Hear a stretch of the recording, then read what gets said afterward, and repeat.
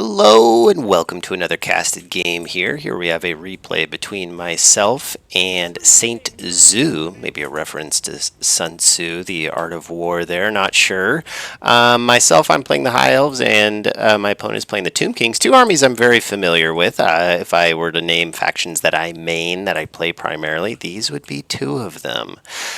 For myself, I'm bringing a front line of Rangers, the anti-infantry spread formation guys, run up there to take the objectives. Chosen of the Gods, the ROR Ushopti Great Bows for my opponent, firing some shots downfield. And then in my skirmishing corps, I have two units of Shadow Walkers. These guys are very cool. They are one of the uncovered hidden gems for the High Elves. A Catholic alcoholic, a member of the Total War community, showed some testing he did, or they did, about the damage potential of these guys versus Shadow Warriors, the alternative skirmishing unit for the High Elves. And the main advantage of these guys is something you don't see in the stats. If we go to missile strength, range, ammunition, there's no accuracy statistic visible to you here, but these guys are, I think, the most accurate archer unit in the game. There's a lot of statistics that are hidden in this game that you'll see revealed by what I kind of think of as like the seers and the wise ones of the Total War community. And you'll ask them a question, they'll dive into the stats. There is a website where you could see a lot of the stats, and they'll reveal these hidden truths about the game. It's a very fun community. You can see the huge damage from the Shadow Walkers. Just one volley from the two units puts a skeleton horse archer in the dumpster, and the spread formation is letting these guys avoid the Chosen of the Gods pretty well. Now, as for my hero corps, I have an Archmage of Fire on a bird with the Invisible Cloak, Armor of the Stars ability. Two Nobles, which I did make a mistake in bringing them. I did not bring the newly added Colossal Strike to these guys. It's an ability shared by a lot of dueling anti-large heroes in the game. Gives bonus first large, immune to psychology, extra damage. It's just, you gotta take it, even if you have to get rid of a unit in your build to bring it. So a bit of a mistake, but these guys will do decently dueling large targets. Like Cetra the Imperishable on a horse, very humble for Cetra the king of all, king of the world, but he is a very good anti-large duelist. Great stats, nice bonus first large, a little poke and run from myself there, not wanting to get countered by the Eyes of the Desert, who were just revealed. These guys have stock. That means they will be invisible until they start shooting or getting active. And they do a lot of range damage in shooting, so I need to avoid them. Chariot call out coming through, diving into some skeleton spearmen. My opponent has the objective advantage right now. They are a newer player. Just before this game, they told me they won a new player tournament. So when a player tells me they're a new player, normally one would think, oh, that's good for me in this tournament. I might have an advantage, but I kind of think of it as the new player curse. Once someone tells me they're a new player, I immediately get nervous. I think I can go toe-to-toe with some of the best in the game, but when I know I'm playing a newer player, for some reason, the nerves get up. Cetra right here going in for a duel with the Noble, and Eyes of the Desert doing a lot of damage. A great positioning by my opponent, and Cetra dropping his dusty hog down on this Noble, banging him up right there, doing a lot of damage. So in the backfield here, this is why you bring the Burning Head bird, is you try to drop some damage on these catapults, take them out.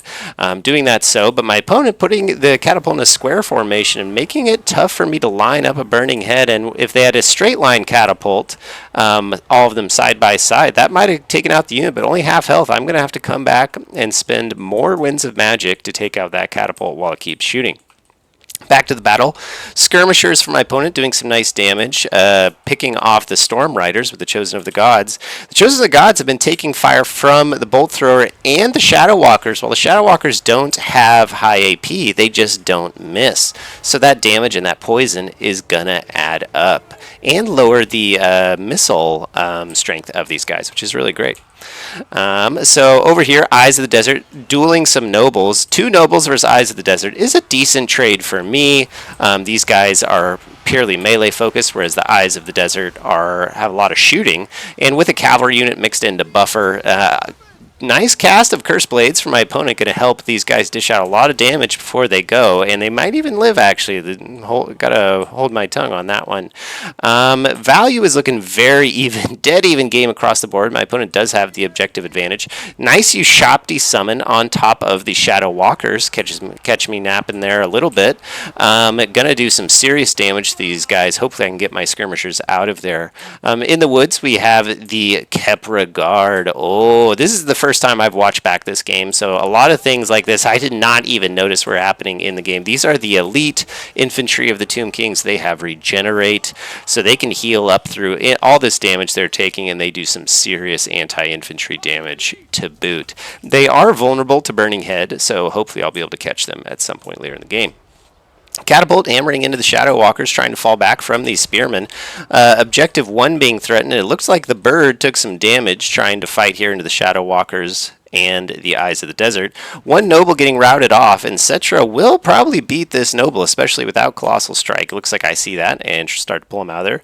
Chariot's trapped up here, a little slacking on my micro. Bolt thrower firing some shots into there.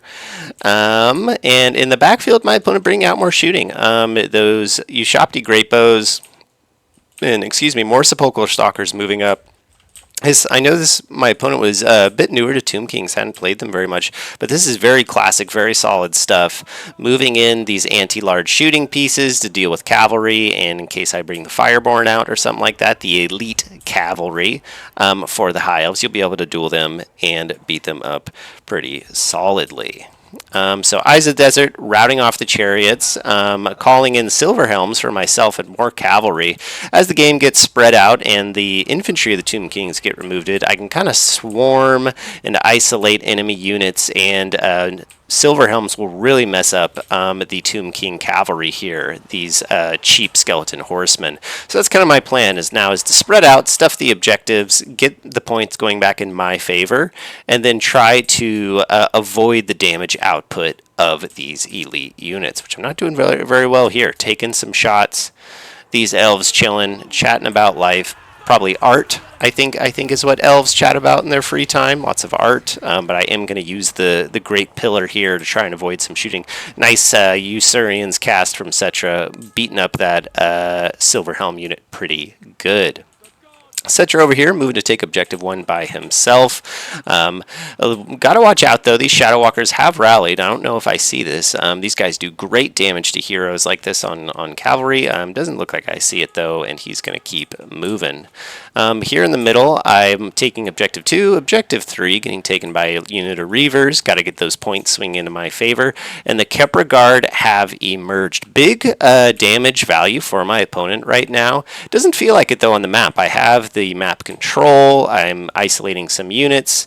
Sepulchral Stalkers moving up, though, and I am feeling the pressure.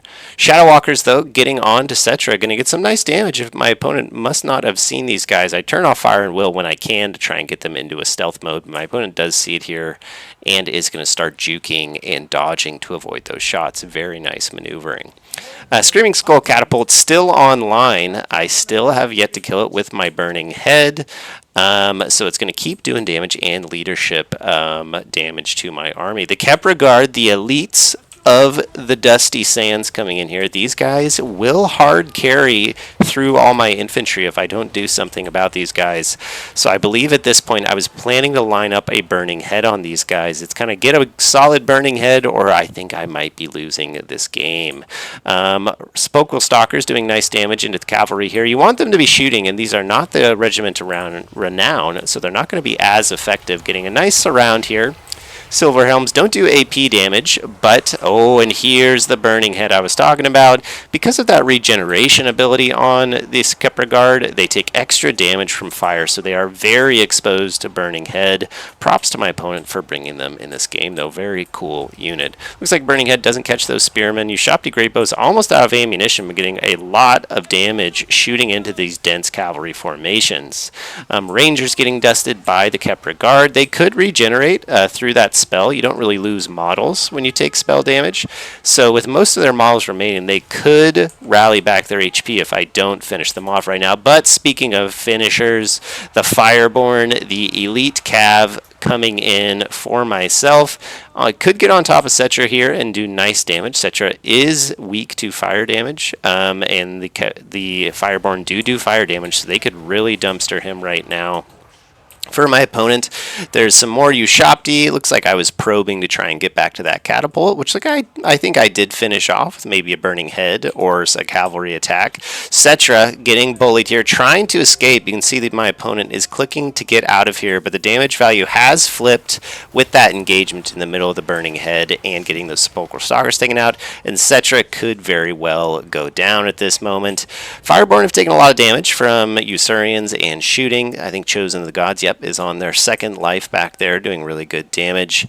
Now we have Ushopti with a nice Dejafs that will heal Cetra from his passive ability and will give them nice bonus damage. You can see they're doing pretty well combined with the Spearmen into the Fireborn, trying to grind them down and get the win over here. Noble still alive, taking out a unit of Ushopti Great Bows. Looks like they're about out of ammo anyway, but that shooting is probably going to rout off the Fireborn, and the Ushopti did not go down. Burning Head does melt that unit of Spearmen. It's a fantastic spell in this matchup for catapults and taking out units like the cheap Skeleton Chaff. In the middle, Kepra Guard do go down. Shadow Walkers using their nice bonus versus infantry to win that fight. You can see some Rangers coming in to finish it off as well. These guys will do well into the Skeleton Spearmen. Over here on the flank, isolating unit Skeleton Horsemen, trying to get the surround here. In the middle, though, I am losing this grind. The Fireborn are gone at this point. We have Cetra in here. Oh, no, he's chilling in the back, lurking. Ushopti are holding the line. Ushopti trade pretty well, surprisingly, into cavalry. They just have decent enough stats, and an undead unit will hold for a long time. Fireborn spending a last charge into the flank of these Skeleton Cavalry here, getting on the Ushopti Great Bows. Even if I'm going to be run off by the Eyes of the Desert, I do pull back in somewhat quick enough time. Just getting these guys to not shoot for a little while, and the double cap is adding up. I'm ahead of my opponent in points now, but I am down in value again. Seesawing back and forth this one. Incredibly impressive play here from my opponent, who is a newer player. The Eyes of the Desert, Great Bows moving up, Skeleton Horsemen, the Resurgence, Cetra very brave here to be charging in. A lot of people would just take this guy and run him into the back corner to avoid any Lord penalties, but I think it's a risk worth taking right now. The game is very close, and the magic from Cetra could be very impactful right now, or even a few swings on the Noble if you want to send him in. I see that I'm losing this fight here, and I try to pull back and salvage what I can. Sending any more units would just be wasting value, especially with the Eyes of the Desert moving up. So I'm switching now more to an objective approach to winning the game. I can't win the fighting with these really tough units from my opponent, so I'm summoning in some Rangers just to sit on the objectives. His units he does have out aren't that tailored to defeating infantry, so if I can just get capture weight out on the objectives, take objective 1 back, have a full triple cap, that'll put a lot of pressure on my opponent. I haven't seen them bring out any chariots or anything like that yet, so I'm not too worried about my light infantry taking damage here. Lyrian Reavers charging in to some Skeleton Horsemen, at least going to get some friendly fire from the Chosen of the Gods on there before they go. Silverhelm's flanking in.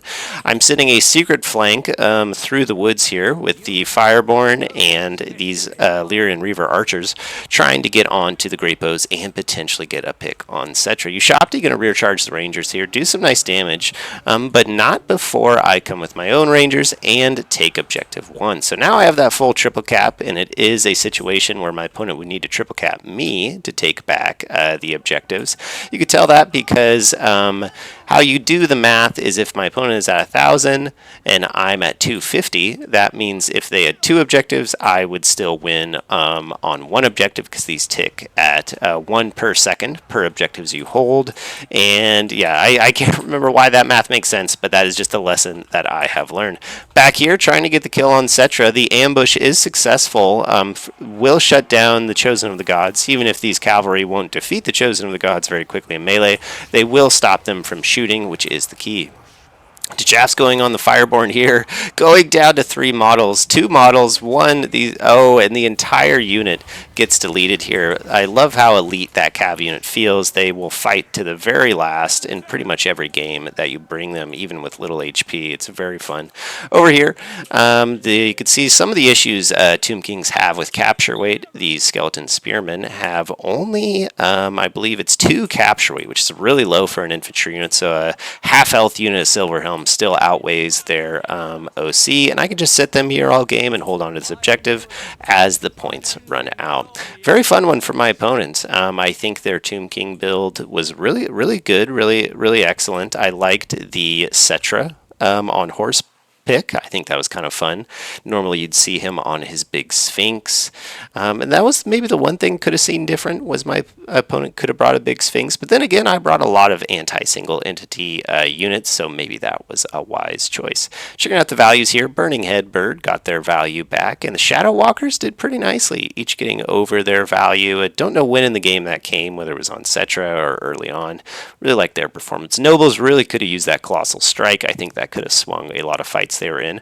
Bolt Thrower doing nicely. Fireborn, oh, nice job for the Storm Riders there. Fireborn did okay. Cetra did really nicely. I mean, that's pretty solid value. He is expensive. He probably costs like 2,200 on his horse, but very nicely done. Chosen of the Gods through 2 lives doing really well. Same with the Eyes of the Desert. Kepler Guard, they actually did okay. They're not too crazy expensive. That's very solid. And my opponent did have a Sphinx. They decided not to bring it in.